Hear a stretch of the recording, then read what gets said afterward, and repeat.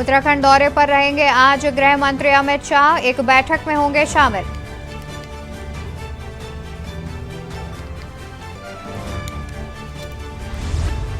देवभूमि में योगी आदित्यनाथ आज करेंगे बाबा केदारनाथ के दर्शन। आपको बता दें कि सीएम योगी का आज उत्तराखंड के दौरे का दूसरा दिन है। जोशीमठ में भूदसाव के बाद अब सुधरेगी सूरत, केंद्र से मिलेगा 1578.6 करोड़ का राहत पैकेज, सीएम धामी ने किया ऐलान।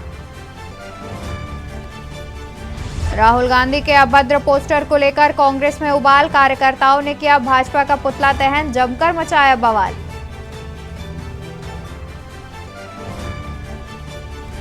उत्तराखंड हाईकोर्ट का सख्त रुख, शिक्षा विभाग पर 25,000 रुपए का जुर्माना, स्कूलों पर गड़बड़ी का लगा आरोप।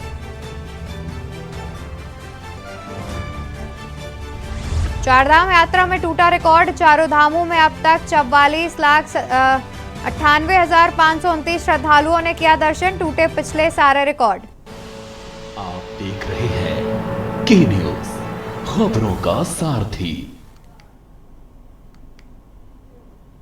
नमस्कार, मैं हूं आपके साथ अवंतिका अवस्थी। बात करेंगे उत्तराखंड खबरों की, जहां पर आज केंद्रीय गृह मंत्री अमित शाह का उत्तराखंड दौरा है। एक दिवसीय दौरे पर अमित शाह कई कार्यक्रमों में शामिल होने उत्तराखंड पहुंच रहे हैं। मध्य क्षेत्रीय परिषद की 24वीं बैठक की अध्यक्षता करेंगे केंद्रीय गृह मंत्री अमित शाह। नरेंद्रनगर में 24वीं बैठक शुरू होगी।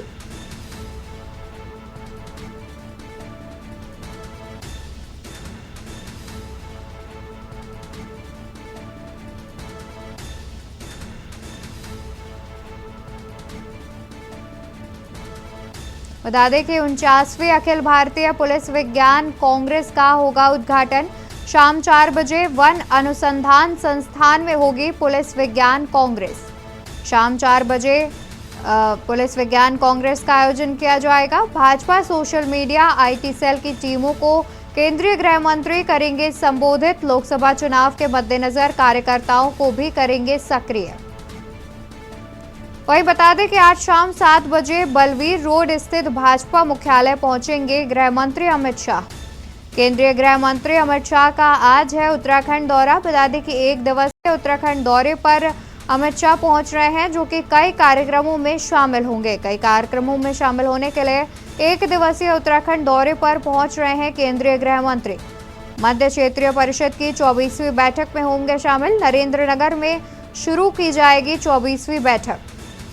बता दें कि 49वीं अखिल भारतीय पुलिस विज्ञान कांग्रेस का उद्घाटन भी करेंगे। शाम 4 बजे वन अनुसंधान संस्थान में होगी पुलिस विज्ञान congress. Bhajpa social media IT cell की टीमों को भी करेंगे संबोधित। लोकसभा चुनाव के मद्देनजर कार्यकर्ताओं को भी करेंगे सक्रिय। शाम 4 बजे वन अनुसंधान संस्थान में पुलिस विज्ञान कांग्रेस की जाएगी। भाजपा सोशल मीडिया और आईटी सेल की टीमों को भी करेंगे संबोधित। लोकसभा चुनाव के मद्देनजर कार्यकर्ताओं को भी करेंगे सक्रिय। इसी खबर पर तमाम जानकारी के लिए देहरादून से हमारे संवाददाता अंकित काला हमारे साथ जुड़े हुए हैं। अंकित, लगभग कितने बजे तक केंद्रीय गृह मंत्री पहुंच जाएंगे उत्तराखंड?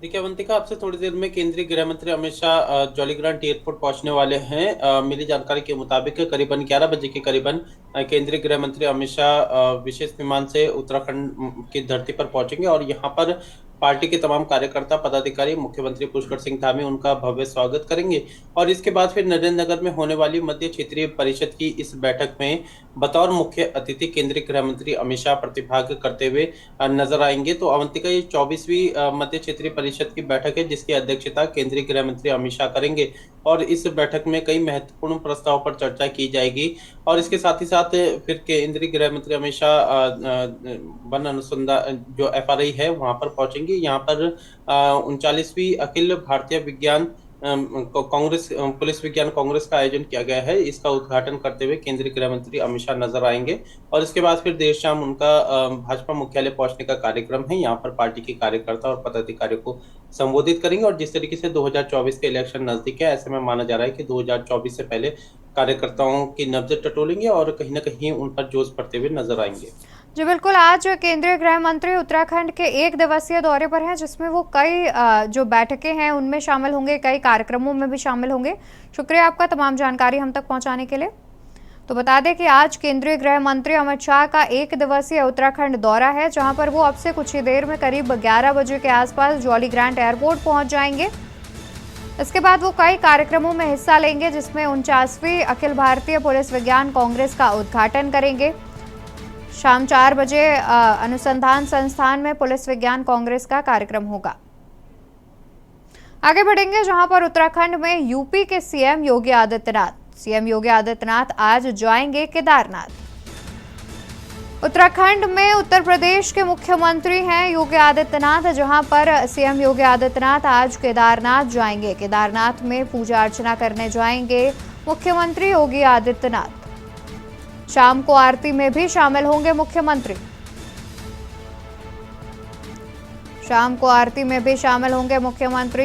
सीएम योगी और केदारनाथ धाम में ही करेंगे रात्रि विश्राम। कल बद्रीनाथ धाम के लिए प्रस्थान करेंगे मुख्यमंत्री योगी। सीएम योगी के केदारनाथ कार्यक्रम को लेकर प्रशासन अलर्ट मोड पर। प्रशासन, पुलिस और बीकेटीसी ने पूरी की हैं तैयारियां। इसी खबर पर तमाम जानकारी के लिए देहरादून से हमारे संवाददाता अंकित काला जुड़े हुए हैं। अंकित, एक खबर सामने आई है जिसमें अब केदारनाथ में रात्रि विश्राम भी करेंगे सीएम योगी आदित्यनाथ, तो इसको लेकर क्या कुछ इंतजामात किए गए हैं? बिल्कुल अवंतिका, देखिए उत्तर प्रदेश के मुख्यमंत्री योगी आदित्यनाथ 3 दिवसीय उत्तराखंड दौरे पर हैं और कल जब मुख्यमंत्री योगी आदित्यनाथ यहां पर पहुंचे तो पार्टी के कार्यकर्ता और पदाधिकारियों में काफी उत्साह देखने को मिला। सभी ने मुख्यमंत्री अंकित अनम्यूट कर लीजिए, फिर आप अपनी बात पूरी करिए। इसके बाद फिर यूपी के मुख्यमंत्री पुष्कर सिंह धामी के साथ मुलाकात हुई है। कई विषयों पर चर्चा की गई है। मिली जानकारी के मुताबिक आज यूपी के मुख्यमंत्री योगी आदित्यनाथ दोपहर 2:40 में केदारनाथ के लिए रवाना होंगे। पहले वो नरेंद्र नगर में जो मध्य क्षेत्रीय परिषद की बैठक है अवंतिका, इसमें प्रतिभाग करेंगे। इस बैठक में कुछ देर शिरकत करने के बाद दोपहर के समय केदारनाथ के लिए रवाना होंगे।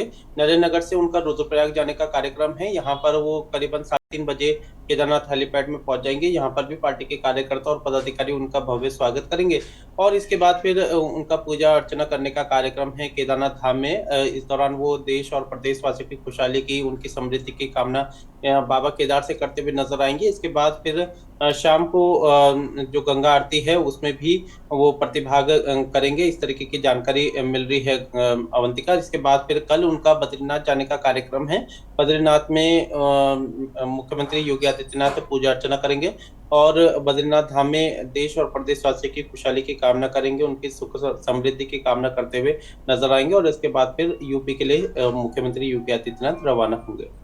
जी बिल्कुल, साथ ही भी जानना चाहेंगे कि आज एक बैठक में भी शामिल होंगे मुख्यमंत्री और उसके बाद वो केदारनाथ में दर्शन पूजन करने जाएंगे और वहां पर रात्रि विश्राम भी करेंगे। तो जिस जगह पर वो रात्रि विश्राम करेंगे वहां पर सुरक्षा को लेकर क्या कुछ इंतजामात किए गए हैं?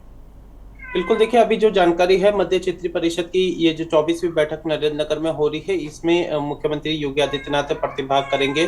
केंद्रीय गृह मंत्री अमित शाह का स्वागत करते हुए नजर आएंगे। इसके बाद फिर रुद्रप्रयाग के लिए नरेंद्र नगर से बाय हेलीकॉप्टर वो रवाना होंगे और यहाँ पर भी उनके केदारनाथ धाम पहुंचने का कार्यक्रम है और मुख्यमंत्री योगी आदित्यनाथ के कार्यक्रम को लेकर के जिला प्रशासन ने और इसके अलावा बद्री केदार मंदिर समिति की तरफ से सभी तैयारियां पूरी कर ली गई है अवंतिका। और आज रात्रि जो है वो केदारनाथ में ही रुकने वाले हैं। यहाँ पर भी सुरक्षा के पुख्ता इंतजाम है।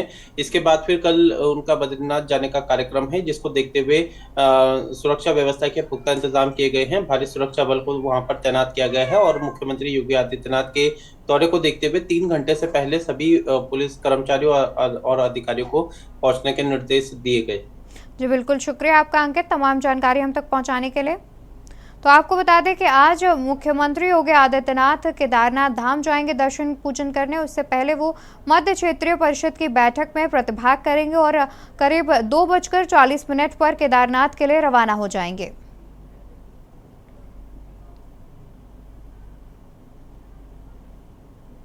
मुख्यमंत्री पुष्कर सिंह धामी ने सचिवालय में कहा कि जोशीमठ के लिए राहत पैकेज मिलने से निर्माण कार्यों में तेजी आएगी। उन्होंने पैकेज मंजूर करने पर प्रधानमंत्री नरेंद्र मोदी और केंद्रीय गृह मंत्री अमित शाह का आभार जताया। सीएम धामी ने कहा कि जोशीमठ के स्थायी ट्रीटमेंट के लिए पीएम और गृह मंत्री से राहत पैकेज मांगा गया था। केंद्र ने पहले चरण में इसके लिए 1845 करोड़ रुपए की मंजूरी दे दी। अब केंद्रीय संस्थानों की रिपोर्ट के अनुसार जोशीमठ के स्थायी ट्रीटमेंट के लिए ठोस काम कराए जा रहे हैं।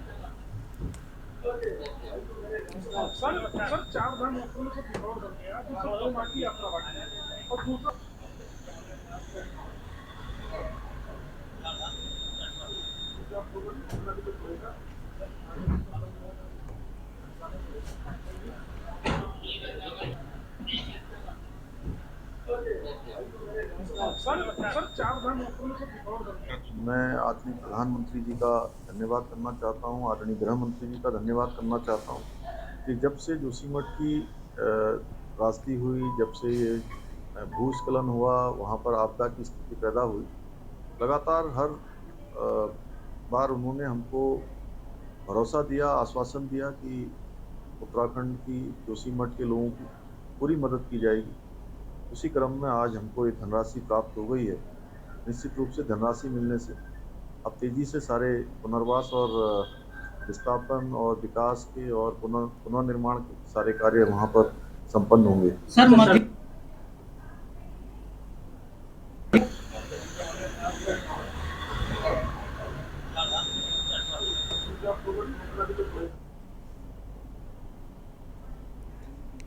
तो इसी खबर पर तमाम जानकारी के लिए देहरादून से हमारे संवाददाता अंकित काला जुड़े हुए हैं।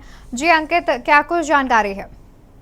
देखिए, जोशीमठ में भूधसाव के बाद राज्य सरकार की तरफ से केंद्र से आर्थिक पैकेज की मांग की गई थी अवंतिका, और इसके एवज में अब केंद्र सरकार ने 1845 करोड़ रुपए की धनराशि को मंजूरी दे दी है और बहुत जल्द ही राज्य को ये धनराशि प्राप्त हो जाएगी।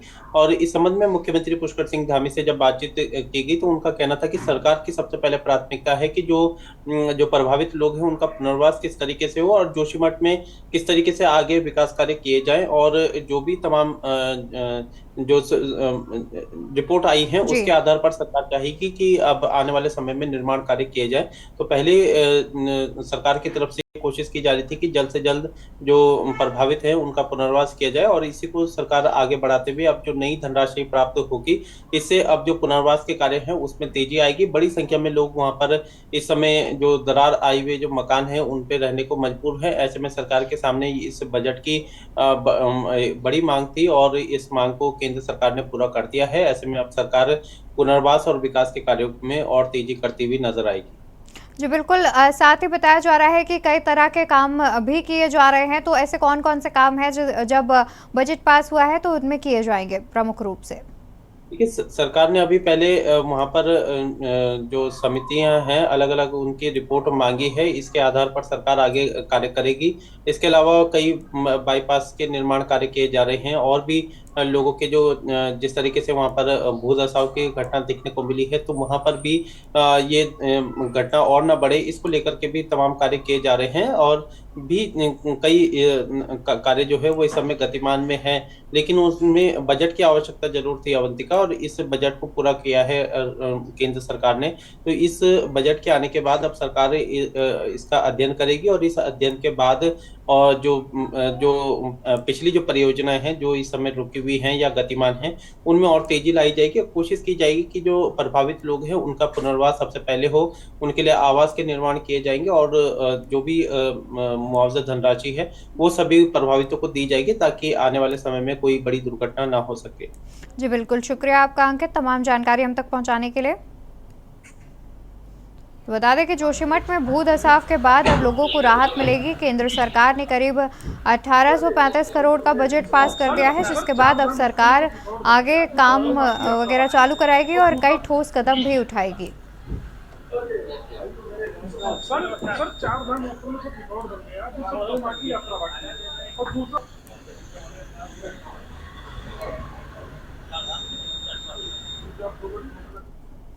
मुख्यमंत्री पुष्कर सिंह धामी ने हरिद्वार का अहम दौरा किया। हरिद्वार पहुंचने से पहले मुख्यमंत्री ने कनखल स्थित जगतगुरु आश्रम में स्वामी राजराजेश्वर आश्रम से मुलाकात कर आशीर्वाद लिया। उसके बाद मुख्यमंत्री बजरंग दल की शौर्य जागरण यात्रा के समापन कार्यक्रम में शिरकत करने पहुंचे। मुख्यमंत्री ने यात्रा का स्वागत किया और मंच से बजरंग दल के कार्यकर्ताओं को संबोधित किया। 19 सितंबर से बद्रीनाथ धाम से शुरू हुई शौर्य जागरण यात्रा प्रदेश के कई इलाकों का भ्रमण करते हुए आज हरिद्वार में समाप्त हुई है। शौर्य जागरण यात्रा में प्रदेश की कई नदियों और तीर्थ स्थलों से जल एकत्रित किया गया है, जो अयोध्या में बन रहे राम मंदिर के उद्घाटन के लिए ले जाया जाएगा। मीडिया से बात करते हुए मुख्यमंत्री ने कहा कि यूसीसी का ड्राफ्ट तैयार हो गया है, बहुत जल्द ड्राफ्ट सरकार को सौंपा जाएगा। इसके बाद विधिक कार्यवाही करते हुए सरकार कानून को लागू करने की दिशा में काम करेगी।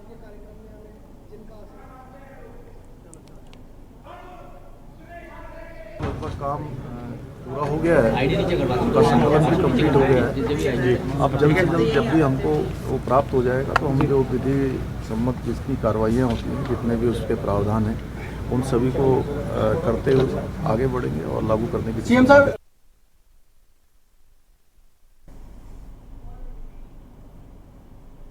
खबर डोईवाला से, जहां कांग्रेस के पूर्व राष्ट्रीय अध्यक्ष राहुल गांधी का अभद्र पोस्टर जारी करने पर डोईवाला ब्लॉक कांग्रेस के कार्यकर्ताओं ने रानी पोखरी में भाजपा का पुतला जलाकर रोष प्रकट करते हुए कहा कि भाजपा पोक्षी राजनीति पर उतर आई है, जिसका हम विरोध करते हैं। परवादून कांग्रेस जिलाध्यक्ष मोहित उनियाल के नेतृत्व में तमाम कांग्रेस पदाधिकारियों और नेताओं ने भाजपा के खिलाफ रानी पोखरी में जोरदार प्रदर्शन करते हुए नाराजगी जताई और भाजपा का पुतला दहन किया।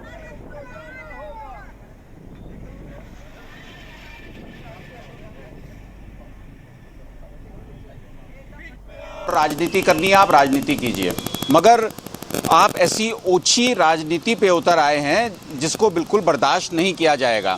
आज राहुल गांधी जी मुद्दों को उठाने का काम कर रहे हैं, भ्रष्टाचार को उजागर करने का काम कर रहे हैं। तो भारतीय जनता पार्टी के द्वारा जो ये नफरत की आग लगाई गई, इस आग को बुझाने का काम राहुल गांधी जी के द्वारा जब किया जा रहा है, तो इसको भारतीय जनता पार्टी के नेताओं के द्वारा जब देखा जा रहा है तो वो बौखला गए हैं।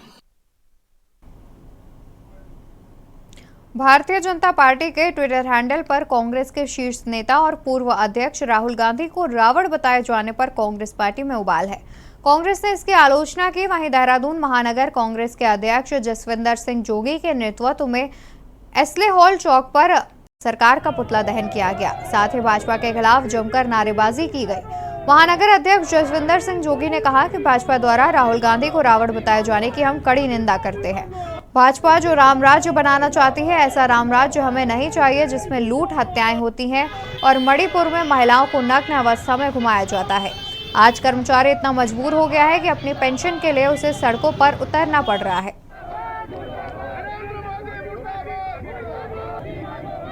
राहुल गांधी जी को रावण दर्शाया गया है, जिसकी हम कड़े शब्दों में निंदा करते हैं और हम पूछना चाहेंगे भाजपा के नेताओं से, जो इनका रामराज है, ऐसा रामराज हमें नहीं चाहिए जहां लूट हो रही है, हत्याएं हो रही हैं, मणिपुर में महिलाओं को नग्न अवस्था में घुमाने के लिए मजबूर किया जा रहा है, दलितों पर शोषण किया जा रहा है, ओबीसी पर शोषण किया जा रहा है, बलात्कार हो रहे हैं और कर्मचारी इतना विवश हो जा रहा है कि रामलीला मैदान में अपनी पेंशन के लिए आंदोलन करना पड़ रहा है। व्यापारी परेशान है, युवाओं को रोजगार नहीं मिल रहा है। अगर ये रामराज है तो हमें नहीं चाहिए। रुकेंगे एक छोटे से ब्रेक के लिए, जल्द हाजिर होंगे अन्य खबरों के साथ। आप देख रहे हैं के न्यूज, खबरों का सारथी। ब्रेक से वापस आ गए हैं, रुक करते हैं खबरों का। खबर डोईवाला से है, जहां पर भनियावाला के पावर लिफ्टिंग के खिलाड़ी साहिल कुरैशी ने पावर लिफ्टिंग की कई चैंपियनशिप में कई देशों में जाकर देश के साथ साथ क्षेत्र का नाम रोशन करने वाले साहिल में एक बार फिर विदेशी धरती पर भारत का लोहा मनवाया। हाल ही में कजाकिस्तान में हुई संपन्न एनपीए चैंपियनशिप में देश और राज्य के लिए गोल्ड जीतकर डोईवाला का नाम रोशन किया, तो वही पहलवान पिता पुत्र के साहिल में अपने स्वर्गीय पिता का सपना पूरा करने में देश और विदेश की पहचान बनाई। भानियावाला के पावर लिफ्टर खिलाड़ी साहिल कुरैशी ने फिर विदेशी धरती पर कमाल करने पर इसके साथी खिलाड़ी, ट्रेनर और क्षेत्र के लोगों में खुशी का माहौल है। कजाकिस्तान में हुई एनपीए की पावर लिफ्टिंग चैंपियनशिप में गोल्ड हासिल करने के बाद कुरैशी ने अपने स्वर्गीय पहलवान पिताजी को समर्पित किया।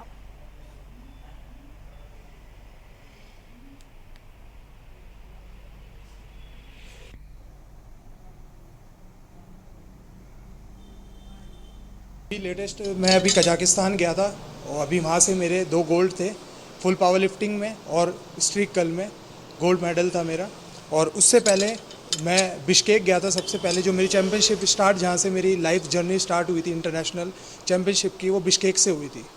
बिश्केक में किर्गिस्तान में हमारा वहाँ पे फुल पावर लिफ्टिंग में गोल्ड था, इंडिविजुअल डेड में गोल्ड था और फुल पावर लिफ्टिंग में गोल्ड था। और उसके बाद मेरा सेकंड जो थी चैम्पियनशिप WRPF और WEPF सबकी उससे कनेक्टेड वर्ल्ड चैम्पियनशिप थी रशिया में। रशिया में मेरा एक सिल्वर था फुल पावर लिफ्टिंग में और इंडिविजुअल डेड में गोल्ड था। रामनगर वन प्रभाग और तराई पश्चिम वन प्रभाग द्वारा बैलपड़ाव वन विभाग अंतर्गत चूना खान की इको टूरिज्म सेंटर में वन्य प्राणी सप्ताह मनाया गया, जिसका समापन आज तराई पश्चिमी वन प्रभाग और रामनगर वन प्रभाग के अधिकारियों द्वारा की गई। समापन समारोह में विभिन्न स्कूलों से आए बच्चों द्वारा प्रतिभाग किया गया। आयोजन के दौरान स्कूली बच्चों ने वन्य प्राणियों के संरक्षण की जानकारी भी दी। वहीं स्कूली बच्चों द्वारा एक कार्यशाला का आयोजन किया गया। वहीं कार्यशाला के दौरान वन्य जीवों के संरक्षण में होने वाले लाभ की जानकारी दी। स्कूली बच्चों द्वारा रंगारंग कार्यक्रम का भी आयोजन किया गया, जिसका समापन अवसर पर तराई पश्चिमी वन प्रभाग के SDO प्रदीप धौला खंडी ने बताया कि मानव और वन्य जीव संघर्ष को किस प्रकार रोक सकते हैं और वन्य जीव का संरक्षण भी जीवन के लिए कितना उपयोगी है, इसकी जानकारी दी गई। वहीं कार्यक्रम के दौरान स्थानीय लोगों ने भी कार्यक्रम में प्रतिभाग किया। तराई पश्चिमी वन प्रभाग दोनों के द्वारा संयुक्त रूप से मनाया जा रहा है और दोनों वन प्रभागों में जो भी इसमें प्रतियोगिताएं हुई थी उनसे संबंधित जो भी फाइनलिस्ट थे उनको आज यहाँ पे बुलाया गया था और फाइनल प्रतियोगिता यहाँ पे कराई गई है। साथ में स्थानीय ग्रामीणों द्वारा भी इसमें अपनी प्रस्तुति दी जा रही है और बहुत अच्छा कार्यक्रम यहाँ पे किया गया है। और जो मैसेज यहाँ पे दिया जा रहा है कि कैसे हम मानव वन्य जीव संघर्ष को कम कर सकते हैं और कैसे एक शांतिपूर्ण सहअस्तित्व के साथ मानव और वन्य जीव दोनों रह सकते हैं, उसका मैसेज यहाँ दिया जा रहा है। ठीक है, थैंक यू। सितारगंज राजकीय इंटर कॉलेज में विज्ञान प्रदर्शनी के साथ ही विभिन्न प्रतियोगिताएं आयोजित की गई, जिसमें विजेता विद्यार्थियों को कैबिनेट मंत्री सौरभ बहुगुणा ने सम्मानित किया। राष्ट्रीय आविष्कार अभियान के तहत प्रतियोगिता में 17 विद्यालयों के 100 से अधिक छात्र छात्राओं ने प्रतिभाग किया। कार्यक्रम का शुभारंभ कैबिनेट मंत्री सौरभ बहुगुणा, जिला अध्यक्ष कमल जिंदल और मंडल अध्यक्ष आदेश चौहान ने दीप प्रज्वलित कर किया।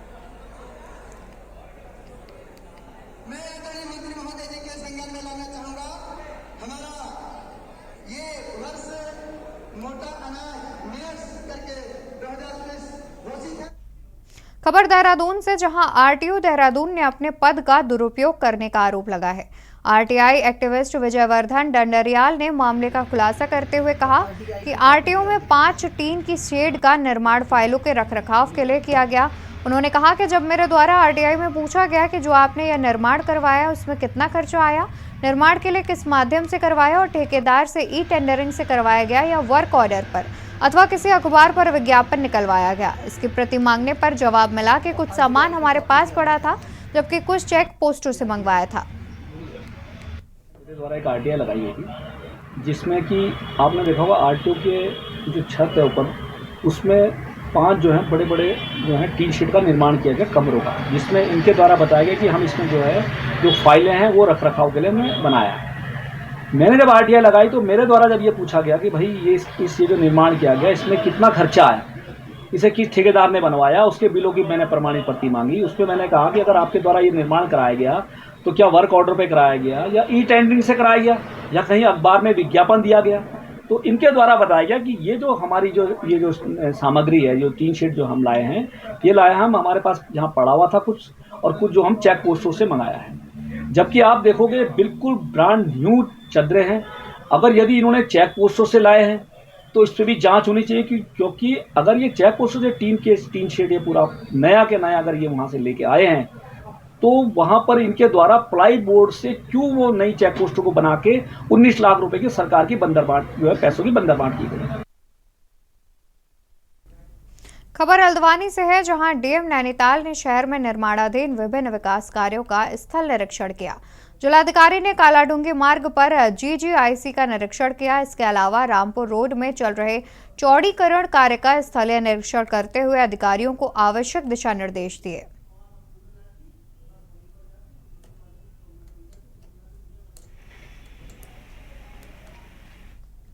उत्तराखंड खबरों में फिलहाल इतना ही। आप देखते रहिए के न्यूज इंडिया। आप देख रहे हैं के न्यूज, खबरों का सारथी।